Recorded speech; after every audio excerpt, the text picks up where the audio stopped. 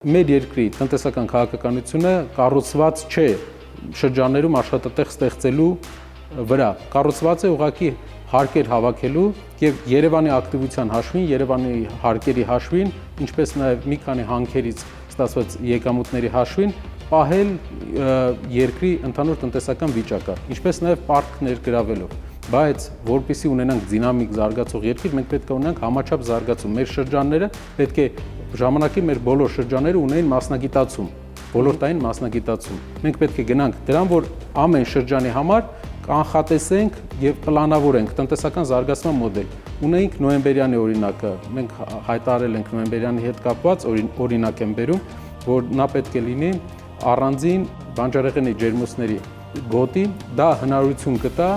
հայկական ապրանքը, Տավուշի ապրանքը, նոյեմբերյանի ապրանքը արտահանել եւ նաեւ փակել Հայաստանի ներքին ամբողջ պահանջմունքը։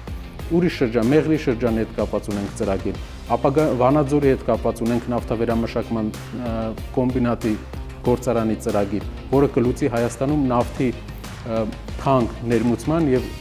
թանկ գների հարցը։ Մենք ոչ թե ստիպված կլինենք Ադրբեջանից գնել բենզինը, այլ առնել, գնել Իրանից նավթ, վերամշակել Վանաձորում ապահովել աշխատատեղեր եւ այդ նավթը բենզինի, դիզելի տեսքով վաճառել մեր երկրում։ Նաեւ ապագայում կներկայացնենք, թե ինչ ունենք Գյումրիի համար։